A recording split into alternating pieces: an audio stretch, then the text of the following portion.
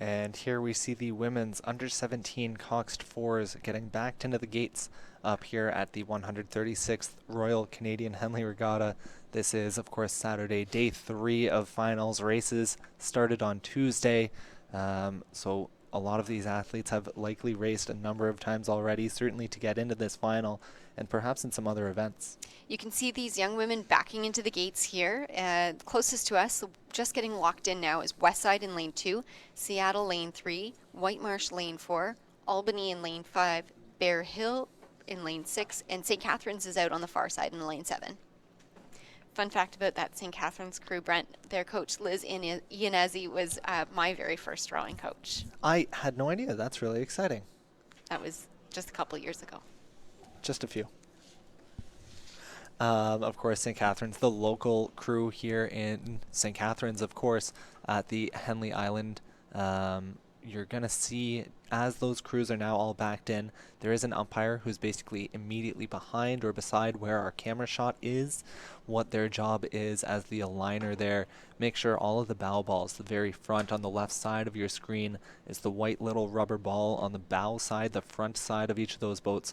The aligner is going to be using their radio, telling the boat holders on the right side, just laying down prone on the pontoons, to make sure, lane 2 needs to come in, lane 4 needs to go out, making sure that all the athletes race 2,000 meters. This is actually a really great shot, Brent, because you can see on the far side there's a yellow and black sign, and that's the start line for every single race. So it doesn't matter how long your boat is, if it's a shorter boat like a single or long like an 8, what they do is they actually move the fingers of the docks in and out. You can see the photographer in the red shorts who is closest to us on lane 1, which isn't being used, but those float so they can be moved in and out. And then, of course, once the aligning umpire is satisfied that all the crews have their bow balls lined up with that yellow and black sign across the side of the pond, the umpires who are in that little hut there, you might not be able to notice them. They're standing rather still, but on that elevated hut, they will run through the start protocol. So they'll name all the different clubs that are in this race.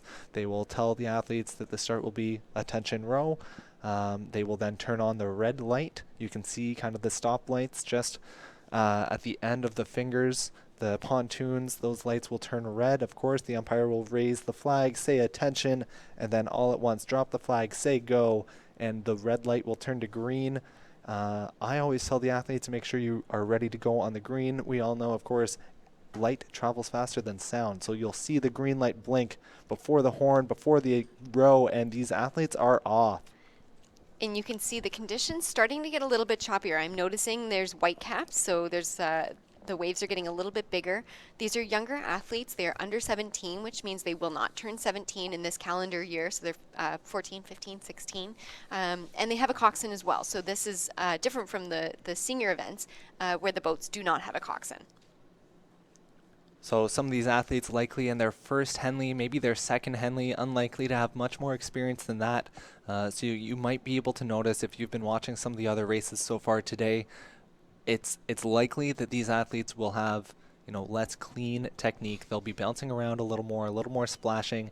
The rowing won't be quite as efficient. Of course, these athletes still learning, still new to the sport most likely, and so they'll just be struggling perhaps a little more in the conditions than what we've seen so far today. I'm sure lots of these athletes are used to rowing in all different kinds of weather. We've got the Westside Rowing Club that rows just under the Peace Bridge, not too far away in Buffalo, New York. Seattle, I assume that they probably have some similar conditions to deal with as well. St. Catharines, though, for sure will be very familiar with the ins and outs of this course, what the weather can do, and maybe how to row a little bit smarter given the conditions. Yeah, Seattle probably not new to some challenging conditions. Those athletes, if they raced at the Head of the Lake Regatta last fall out of the University of Washington Boathouse, it was unfortunately canceled. Pretty much they got the 8 races done for the day, first thing in the morning, and that was about it.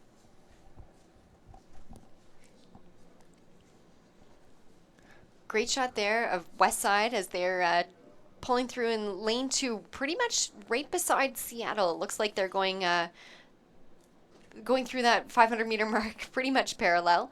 The Westside Rowing Club was founded in 1912. Did you know that, Brent? You know what? I did not. These athletes would have raced on Thursday, Friday, and Saturday, so they would have had to come through heats in the women's under 17 Cox 4. There were 29 entries that started this event on Thursday. So lots of racing so far, and we'll just see how this starts to pan out as the athletes approach the 750-meter mark. For sure. These athletes were looking at, a crew like White Marsh in lane 4. They had the fastest time coming out of the heats, but they had the third fastest time in the semifinals, which is interesting. Whereas Bear Hill in lane 6, they had the second fastest time in the heats and the second fastest time in the semis. Now, when we talk about times on the water in rowing, it is all relative. So, the conditions change even minute to minute, hour to hour. So these athletes, at the end of the day, they just need to be the fastest crew today in the final. Of course, yeah, it I think is a really good training tool. If you are able to find out, the current speed that you're going, so you kind of know on any given day, am I pushing as hard as I need to? But certainly when you come here, you come to race day, whether it's here at Canadian Henley or Schoolboy or something as small as a CORA, a Central Ontario Rowing Association regatta, you just need to be faster than the rest of the boats you're lined up against. Does look to be lane five or six. Looks like lane 6. That is Bear Hill. I think have their bow out, but a bit of a battle, of course, With White Marsh, Marsh. lane 4. This is exciting stuff for sure. And these are young athletes. They may, we're only halfway through the race. Wow. I'm going to Not call nothing it. to give. I'm going to say that's pretty much a tie as the crews from White Marsh in lane 4 and Bear Hill in lane 6 come through pretty much side by side. That's neck and neck. Yeah, and even Seattle and Albany, I think it was, sitting for, third and fourth. Not much to give there either. These are younger athletes. Anything can happen, and we say that a lot because it's rowing. We're dealing with it's a water sport, and the conditions can change. But certainly with younger athletes, they may have gone out too hard. They may have a different race plan than the crew beside them. There's a lot of kind of things that ride on how they execute in the next 1,000 meters. Yeah, that is one thing you will typically, not always, but typically find with some of the younger, less experienced athletes, the idea, the knowledge, and the ability to execute in terms of pacing can be a learning curve, especially for athletes newer to the sport. These women are racing for the Doc and Kalina Schaub Trophy. The Doc Schaub was a longtime worker for rowing at the Westside Rowing Club. He was the club's 4th president. Kalina was a fixture in the Henley grandstands for many years. She and Doc had 2 sons, Jim and Dennis, both of whom had successful rowing careers. Jim also served as club president, and he's the craftsman who created the trophy to honor his parents. I really like to kind of take note about these trophies. You can see there's a really great relationship between many clubs. We've seen trophies donated from Wyandotte, from Westside. We talk about Hanlon, who is in Toronto, but St. Catharines, Henley is really kind of the mecca of rowing here in Canada. Yeah, and it does look like, as we're coming through the 1,500-meter mark, that Bear Hill, I think, might have opened up a lead, so it's not quite neck and neck. We'll see as they draw completely parallel to our camera. Another good shot there, Brent, of the bucket rig. So you see the 2 girls in 2 and 3 seats are both on the same side. So they really just have to match up and follow each other. And sometimes that's a strategy that coaches will use. Yeah, and so as I was saying, Bear Hill has opened a bit from White Marsh, but still anyone's race. Half a boat, that's not a lot of space, and with 500 meters still in this race, that's still 1/4 of the race. A lot can change. A lot can change. So the one crew that I notice is not in this race. We have Thompson Boat Club, won this event in 2016 and 2017. So the interesting thing with these age categories, the under 17 or under 19, those athletes who won that event in 2016, 2017, they might be the ones contending in the under 19 women's coxed 4 this year. So these events tend to change hands frequently as different crews develop strong programs. Those athletes now approaching the red buoys that mark the final 250 meters, just the final half of this bottom 500-meter section of the course. So we'll see how much these athletes can hang on, see what they can do as they approach the finish line. You can see some of the different techniques that they're trying to use here.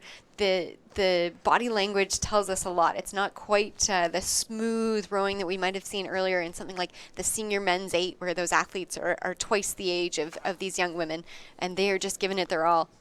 I really liked just seeing just now outside of our screen, but the Coxie for White Marsh just getting a bit of a fist bump in there. The athletes, of course, she's in a bow loader. The athletes can't see it, but they can probably feel her energy, feeding off that energy and try and build off that enthusiasm as they try and close in on Bear Hill. But it looks to be Bear Hill's race as they come to the finish line in the women's under 17 coxed 4. Bear Hills Coxie does look like she's got a GoPro, so she's going to be able to relive this moment for many years, but with a huge celebration.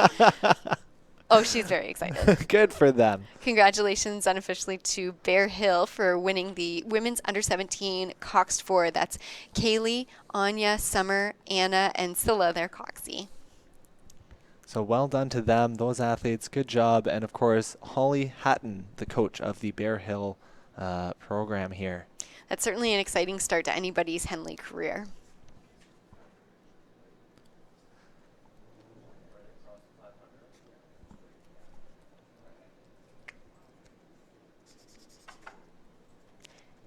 We are back up to the start. This is the start of the under 19 men's pair.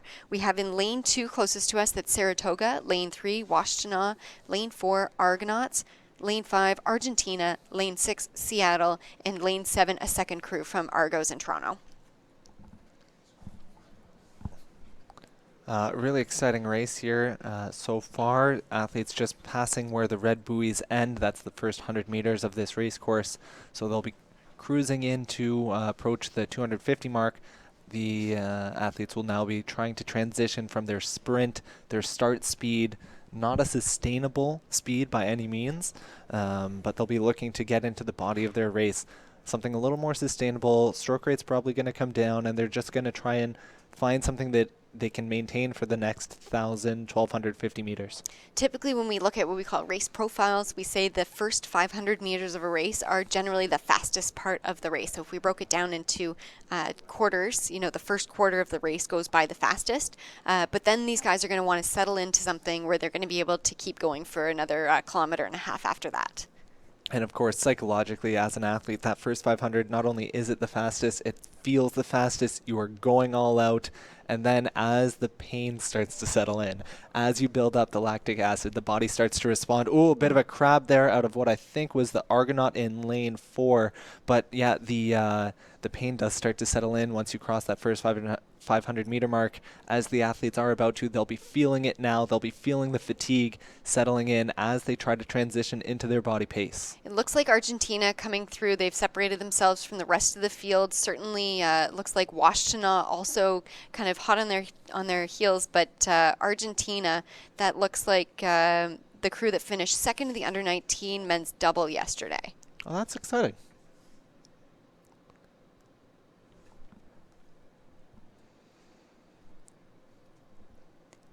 A good shot there. It's difficult to tell, Brent, from this angle, but the water conditions have continued to deteriorate just a little bit. Certainly nothing that these athletes won't be able to handle. These are minor issues, you know, and everybody kind of says, you know, this is why we train in water that isn't just perfectly glass flat all the time. These guys have gone out on days where conditions have been less than perfect, and it's to prepare for days like this, for sure.